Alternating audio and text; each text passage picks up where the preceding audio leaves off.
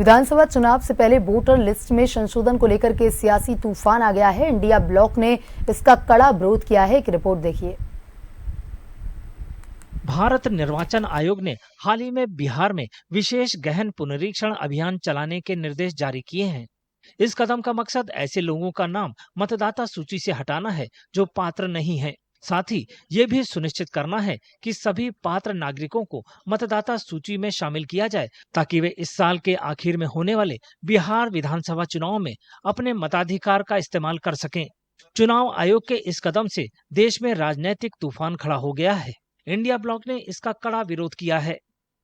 चुनाव आयोग को ये एक्सरसाइज करने का अधिकार है।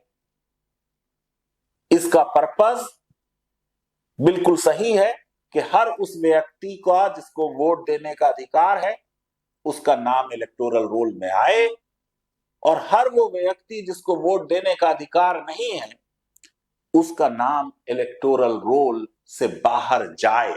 एक अच्छी बात इस ऑर्डर में कही गई कि क्योंकि base document electoral roll of 2003 का लिया जाएगा, जिसकी क्वालिफाइंग डेट 1 जनवरी 2003 होगी, तो जिसका भी नाम उस इलेक्टोरल रोल में है उसे ये माना जाएगा, ये प्रिज्यूम किया जाएगा कि वो भारत का नागरिक है।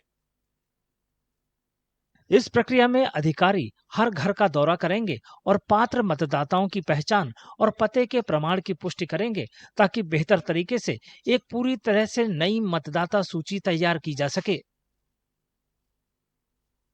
Bihar is a border state.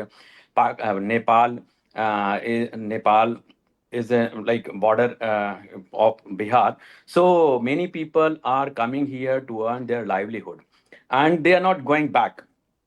They are staying there. They have, it is very easy to get the voter registered themselves as a voter.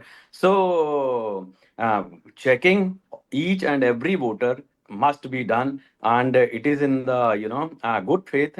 And although it is a very tough to cover all the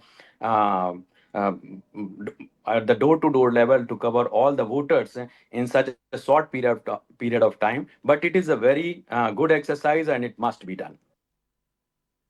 चुनाव आयोग के मुताबिक तेजी से बढ़ते शहरीकरण, लगातार पलायन, नए मतदाता, मौतों की सूचना न देना और विदेशी अवैध प्रवासियों के नाम शामिल होने जैसे कई कारणों से मतदाता सूची में संशोधन करना जरूरी हो गया था।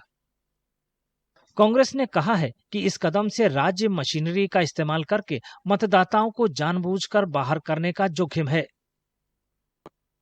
बिहार इस प्रक्रिया से गुजरने वाला पहला राज्य है। राज्य के लिए अंतिम गहन पुनरीक्षण 2003 में किया गया था। भारत निर्वाचन आयोग की योजना इस प्रक्रिया को उन दूसरे राज्यों में भी विस्तारित करने की है जहां 2026 में विधानसभा चुनाव होने हैं।